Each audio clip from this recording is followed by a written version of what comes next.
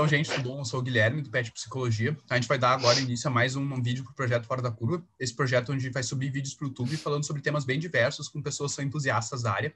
Hoje eu estou aqui com o Vincent Jatimovski. Ele é psicólogo clínico e pós-graduando em terapia cognitivo-comportamental pela Weiner e é ex-petiano aqui da psicologia.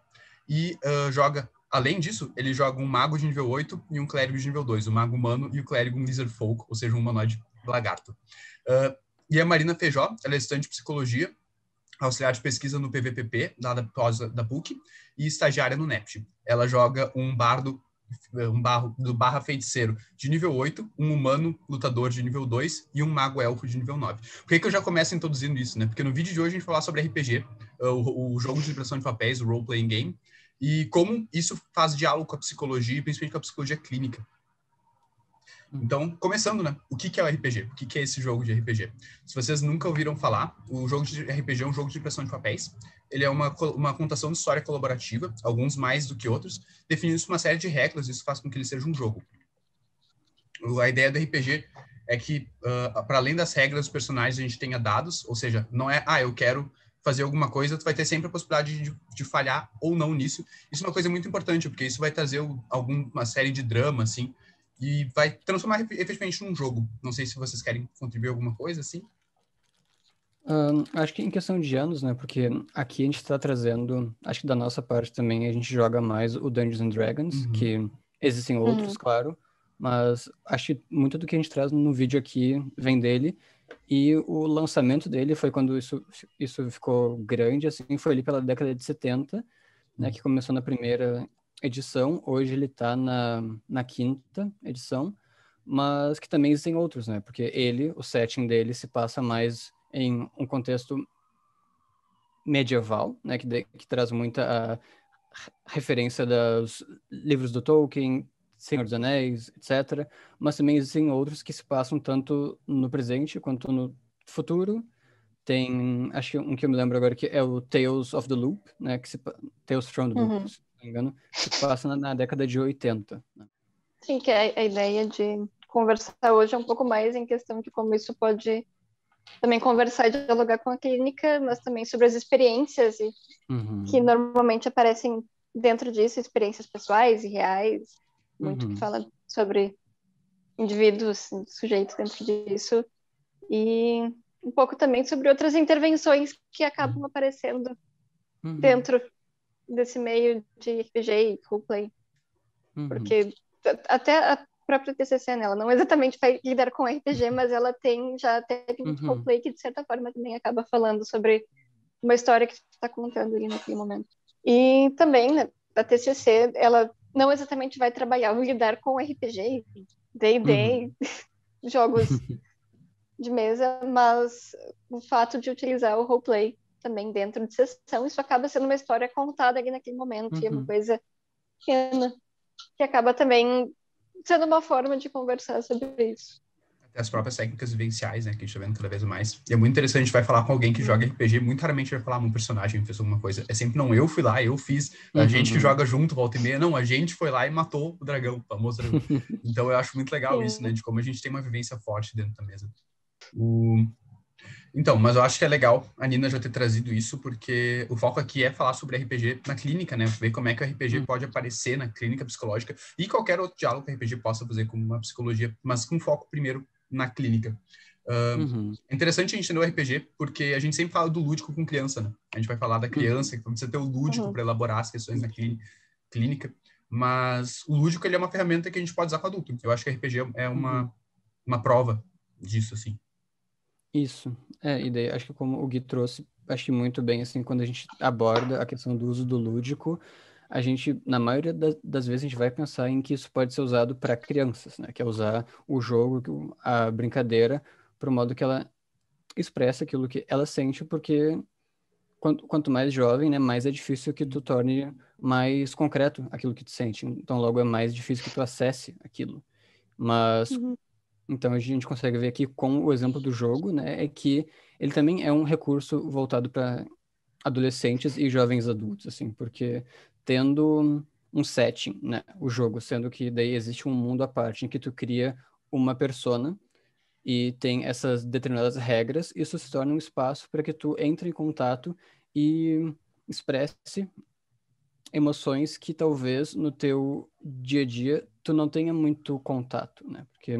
E esses são estudos que já deram início junto com o lançamento ali dos jogos, pela década de 70, e desde então existem muitos ensaios clínicos que mostram como isso é feito, assim, que me marca muito foi realizado ali pelo início dos anos 2000, que era um caso de um menino que ele estava nesse contexto de não tinha um espaço acolhedor em casa, ele tinha poucos amigos e através do jogo ele viu um espaço para que ele entrasse em contato com dores dele, com raivas dele. E durante o atendimento dele, ele era difícil ele dizer aquilo que ele sentia. Então ele sempre trouxe aquilo que ele sentia durante o jogo, aquilo que ele tinha enquanto, se eu não me engano, ele tinha feito um Tiefling, que era algo assim, mas então ele sempre dizia, durante o jogo eu sinto isso, assim, mas ele não tinha esse contato.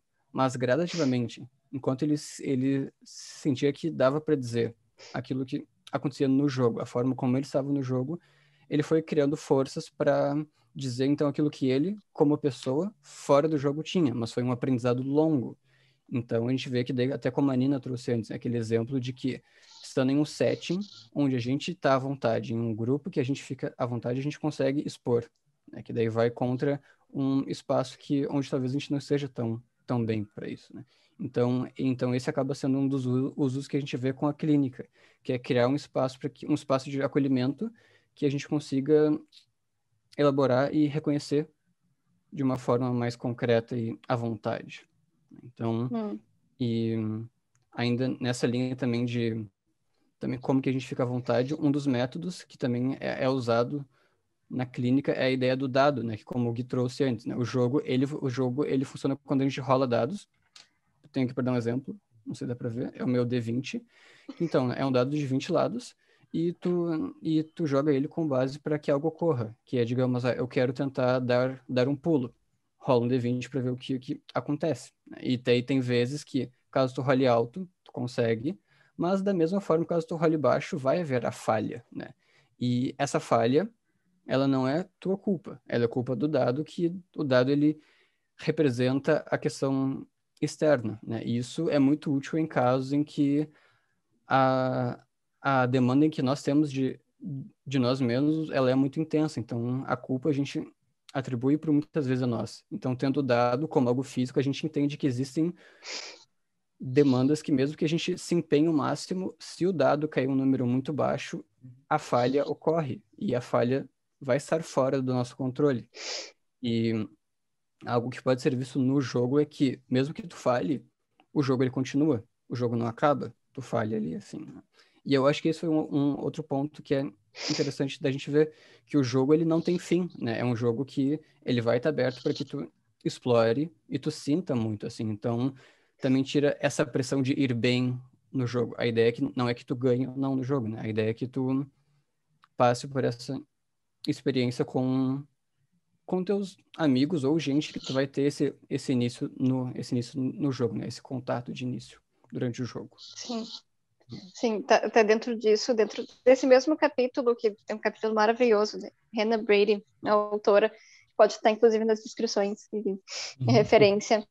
Ela menciona, dentro disso que o Vincent trouxe, ela chega a comentar que, tipo, a gente não gosta que o nosso mundo ele seja variável e que isso é muito desconfortável, muito instável, que é muito mais fácil acompanhar as coisas e eventos quando a gente sabe o que é verdade, o que é mentira, o que é real, o que é irreal. E como essa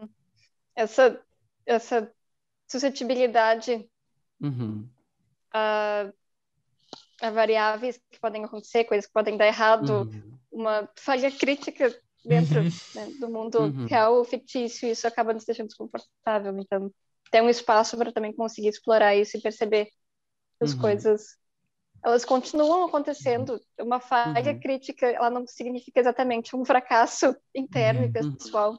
Ela é parte da história, parte de tudo o que acontece. Isso também é uma forma de É a realidade que a gente não controla tudo, né? E é interessante pensar nisso porque a grande pergunta, assim, que eu particularmente colocaria do RPG é: e agora? O que tu faz? Né?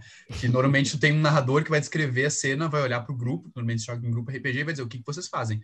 E falhei, ia pular, não consegui pular um riacho, talvez, assim, e caí no riacho. E agora? Primeira coisa que eu acho muito válido pra clínica é: tu tem um grupo que vai te ajudar. Tu tem um grupo que vai lá e vai estar lá para te ajudar, e como esse sentimento de pertença é saudável, né? Então, falhei. E agora? Ainda tem outras pessoas que têm o que os personagens deles podem fazer para me salvar. E outra coisa é: aconteceu. Tá, e agora? Vamos lá. Tem que manter, assim. A diferença, eu acho, às vezes, de um RPG de mesa para um jogo, para um videogame, é que, primeiro, que as suas ações são quase limitadas, exceto pelas regras do jogo. E segundo, que eu não tenho o voltar atrás, né? Caí no rio, caí no rio. E agora? Vamos lá, vamos seguir a história, né? Como isso é forte, assim, para tudo, assim, como a gente fala de regras e isso tudo para tentar fazer uma experiência mais verossímil possível, né? Que a gente mantém uma verossimilhança, que a gente consiga viver aquilo intensamente. Sim. E é muito forte também como tu trouxe, né? E essa ideia da troca, né? Essa ideia que é um jogo, ele pode ser feito até para tu pode jogar. Eu já vi jogos aqui até de dois players e um mestre, né? Mas a ideia é que vai ter sempre aquele grupo de 4 pessoas, 5 pessoas, 6 a 7 se for um grupo conciso e um mestre com a coragem para isso, porque de 6 a 7 pessoas ele é complexo, mas a importância de haver essa troca com o grupo, né? Porque daí isso, claro, não tá exatamente dentro da clínica ali quando tu atende a pessoa, mas é algo que tu cria fora dela, assim, que enquanto tu tá ali no jogo, tu tá tendo esse contato com pessoas, e isso acaba sendo muito bom de várias formas, né? Porque um deles é exatamente esse contato, assim, a gente ouve muitos relatos de gente que não tinha exatamente um grupo, tinha essa ansiedade mais intensa, e ao estar ali no grupo foi achando recursos para ter isso mais forte, nesse treino de habilidades. Sim. E como tu faz isso à vontade, porque o grupo tá ali para a mesma coisa, então eles vão te acolher e vão criando isso, e qualquer coisa que tu passe que seja mais difícil para ti, que ocorre conosco, assim, digamos que ocorre algo no jogo que, enfim, de fato, a gente falha, a gente vai ter esse auxílio da pessoa, então não vai ter essa pressão dessa responsabilidade. Muito pelo contrário, não vai haver esse convite para esse auxílio, o que torna para que a gente se sinta mais à vontade para errar, porque mesmo que a gente seja vítima do dado ou até vítima de coisas da vida, a gente sabe que a gente vai ter uma rede de pessoas ali, né? Sim, isso pode não ser terapêutico em casos onde esse grupo não está funcionando, onde existem alguns problemas maiores e também problemas interpessoais, individuais, internos, mas também isso pode ser bastante terapêutico e também junto trazer, quando uma mesa funciona bem, as pessoas funcionam bem juntos, existe um respeito mútuo, existe até um respeito em relação a gatilhos, eu acho que existe, talvez o Gui sabe falar um pouco mais sobre o Safety Tool. Safety Tools, pois é bem impossível pensar em grupo e não pensar em Safety Tools, mas a gente vai falar na psicologia da potência do grupo e pelo contrário, de como um grupo pode ser patológico, pode dificultar muito, né, o crescimento. E a Safety Tools é muito mais comum nos Estados Unidos, tem uma cidade que joga RPG muito mais forte, mas são listar gatilhos antes de qualquer mesa, vão conversar, eu pretendo abordar tais e tais temas nessa mesa, como é que fica para ti? Eu pretendo abordar questões mais visuais, eu sou uma pessoa que quando narra, gosto de visual, como é que é para vocês? Saber se o jogador tem alguma fobia, por exemplo, fobia aranha, existem monstros que lembram muito aranhas gigantes nos universos de RPG, ou até coisas mais pesadas, às vezes alguma questão de violência que o jogador possa ter passado e que é importante que o mestre saiba, o mestre narrador, né, a gente chama, que é quem é responsável por apresentar o mundo para os jogadores e ver como é que os jogadores vão reagir. É importante que ele saiba, e é uma coisa que dão muito valor antigamente. Antigamente não, perdão, nos Estados Unidos. E antigamente também já se dava valor para isso, né? E que eu vejo atualmente crescendo. Então, perdi um personagem, eu tive uma mesa um pouco mais emotiva. O Vincent participou já de uma mesa onde eu quase chorei narrando. E foi uma mesa muito pesada para mim. E como depois eles puderam, nossa, tá tudo bem contigo, como é que foi para ti? E várias vezes onde o grupo acolhe, a gente fala muito de personagem, mas o personagem é vivido por alguém, né? E às vezes quando isso bate com alguma questão individual da pessoa, é importante que o grupo seja lá. E óbvio, eu queria poder dizer que todos os grupos de RPG são perfeitos e todos os grupos de RPG vão acolher os personagens, os jogadores, mas não é verdade. A gente tem grupos disfuncionais e grupos funcionais, independente de qual meio a gente esteja, né? Sim. E até nisso, assim, é um contexto bem histórico, assim, porque voltou até em alta, assim, o RPG até ali por 2014, agora, assim, quando veio, assim, e agora, de fato, tem um público mais amplo, assim, né, que daí antes tinha muito aquela imagem do cara com os amigos, e era algo apenas para meninos, porque vocês vão atrás de aventuras, e vocês são guerreiros, e muito forte, muito másculo, então a gente tá vendo que agora tá tendo o que eu considero esse retorno, né? Porque então o jogo ele tinha sido criado para grupos que não tinham muito espaço, e daí agora isso está voltando, né? E dentro disso também houve um crescimento, popularização. Tá. Expansão, uma popularização. E dentro disso também houve uma popularização mais recente do jogo de D&D dentro das grupos LGBT bem grande. E o jogo em si, ele sempre foi feito, ele é mais normativo, ele tem coisas muito mais normativas, ele era muito normativo nos seus primórdios.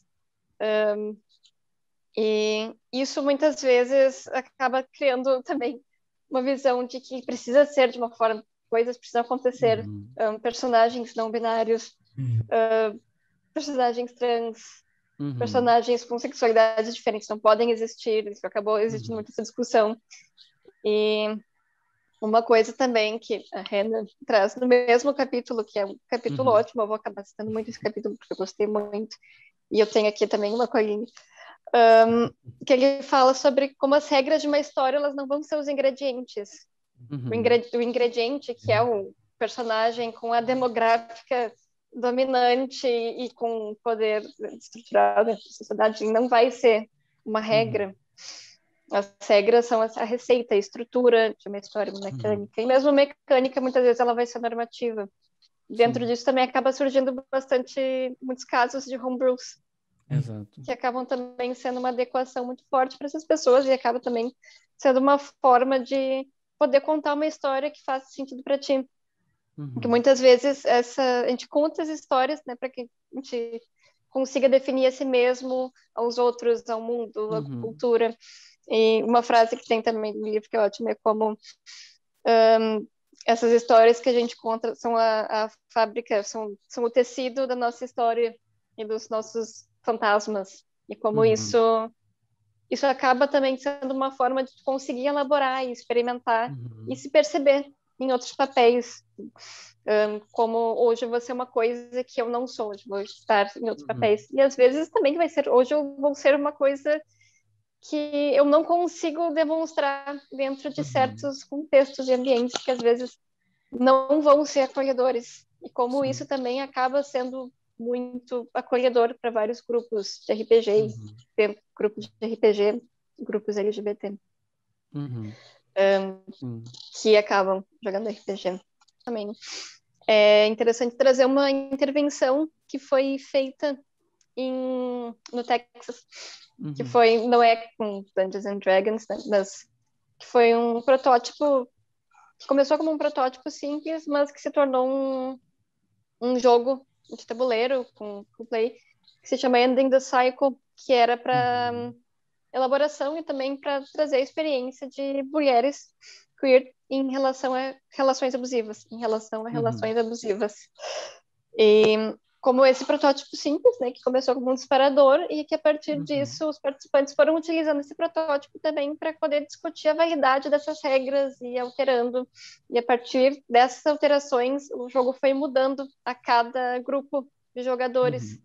E a versão final focava muito mais em oferecer rotas de fuga para relações abusivas. E como isso acabou também gerando uma discussão crítica sobre as regras que perpetuavam a opressão. É uma vivência, né, eu acho, RPG. A gente vive muito intensamente e é bem perceptível como a gente traz questões nossas pro jogo e como a gente traz questões do jogo por fora. Então, às vezes, alguma habilidade que eu desenvolvi no jogo, esses dias falando com um conhecido, ele me trouxe como ele tinha dificuldade de fazer fala em público.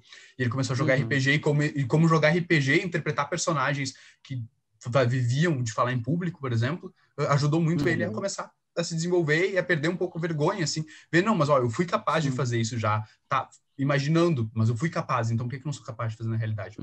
Eu acho que, por questão do tempo, o convite que a gente quer fazer é joguem RPG, se experimentem. Eu acho que é uma coisa muito fantástica, muito potente e pouco vista, às vezes, mas vale a pena experimentar. Busquem grupos, não vou dizer que todos, mas a maioria dos grupos, pelo menos da nossa vivência, vão ser acolhedores, vão querer jogar. Eu acho que é um pessoal que sempre busca pessoas novas para entrar no meio, assim. E sempre tende a ser bastante acolhedor. Quero grupo também, grupos que tu se sinta seguro e à vontade. Também acho que o jogo acaba dando uma oportunidade de ser um ambiente, de certa forma, um ambiente social para que também as pessoas possam explorar temas mais sérios e sensíveis de uma forma engajadora e segura também. E poder também, sabe, trabalhar e perceber essas questões. E, né, e daí também sobre a questão do jogo, é que é muito prático e fácil que tu joga, assim, a gente só precisa ter, até agora, né, porque a gente estando em casa ainda, pois, 2021, vírus, enfim, é muito prático, assim, porque é só tu ter ou câmera ou apenas áudio e tu encontra os livros e regras de vários deles muito facilmente, então, caso tu tenha o grupo, assim, muito dos passos tu já fez, então é muito prático e existem inúmeros jogos assim, que tu pode achar. Assim, a gente trouxe exemplo de um, mas tem vários outros, assim, e que mais? E se vocês quiserem, me chamem, eu tenho uma bruxa pronta, eu fiz ontem uma Tiefling bruxa para jogar, caso alguém queira, eu aceito o convite, eu preciso jogar, eu aceito desde já, eu realmente aceito. E às vezes a gente fala de regras, as pessoas, meu Deus, umas regras. Gente, joguem, deem a cara a tapa. Mas eu vou entender mal uma regra. Enfim, se ela vir, vamos lá. Na próxima sessão a gente faz melhor. Eu acho que, às vezes, lendo um livro, e são livros grossos, às vezes, eu não tenho nenhum aqui à mão para mostrar, mas às vezes são livros grossos, não precisa ler o livro inteiro. O RPG é um jogo de representação de papéis. Então, 90% dele, mal e mal vai olhar as regras. No combate, talvez apareça um pouco mais, mas também é bem acessível. Então, acho importante. Mas eu conheço alguém que jogou. Pergunta. Olha, muito dificilmente alguém que joga RPG não vai querer sentar, nem que seja por 5 minutinhos, e explicar um pouco as regras. Porque é uma comunidade que tende a querer chamar mais gente para dentro. Sim. E acho que por fim, né, acho que tudo que a gente disse aqui, os links para os textos e vídeos, a gente passa por Gui, daí ele põe porque tem bastante coisa, assim, então vale bastante a pena, assim, de ir atrás, porque tem muito conteúdo sobre. Alguns canais, assim, talvez, que possam ajudar a começar no mundo do RPG, eu acho que é legal. A gente vai colocar desde a parte mais técnica, mais acadêmica, de artigos e capítulos de livro, mas também sobre RPG no geral, porque é um mundo que as pessoas não conhecem. Então, a ideia é que, com essa fala mais voltada para a psicologia, a gente consiga chamar gente para se experimentar, eu acho, nesse mundo. E qualquer dúvida que vocês tiverem, eu, enquanto petiano, me disponho. A gente pode botar as redes sociais do Pet também, mandem uma mensagem lá, tá com vontade de jogar, tem um pessoal que quer e não sei como. Eu ajudo, vamos lá, eu ensino o básico, pelo menos. Eu imagino que o Vini e a Nina também super se disponibilizam, assim, já botando vocês no meio para ajudar, porque realmente é uma coisa muito linda e às vezes as pessoas ficam com dificuldade de começar, mas depois que começa, a coisa flui muito bem, assim. Assim, e caso me chamem como player, eu não aguento mais semestre, eu quero jogar só esse desabafo, assim. Então, acho que é isso. Eu queria agradecer de novo Vincent e Marina. Vin e Nina, é muito difícil falar esse nome, né? Por poderem vir aqui falar com a gente. Eu acho que quanto mais a gente conseguir expandir a psicologia para assuntos diversos e quanto mais a gente puder trazer assuntos diversos para dentro do acadêmico, para a discussão teórica da psicologia, a gente está aumentando uma área que nunca vai ser exaustiva. A gente nunca vai conseguir ver tudo com psicologia, nem daqui a 100 anos. Então, a gente faz esse movimento de, em pequenos passos, expandir. Eu acho que a área que a psicologia abrange, assim. É isso, muitíssimo obrigado. Fiquem de olho, a gente vai ter mais vídeos do Fora da Curva. Esse é um projeto que vai sair. Quem sabe mais sobre RPG? Não sei, não vejo por que não. É um assunto tão grande, a gente tocou, a gente arranhou a superfície da potência do RPG, mas tem muitas coisas que a gente pode falar. Então, fiquem de olho no YouTube do Pet, sigam as redes sociais, vai estar tudo na descrição. E é isso. Obrigado, Vincent, se quiserem falar alguma coisa por fim. Obrigada. Obrigado. Acho que é muito bom sempre ter um espaço para abordar isso, assim. Então, acho que caso tenham mais eventos, grupos, coisas que sejam feitas, acho muito bom e imensamente grato. Joguem RPG. É Joguem muito RPG. divertido.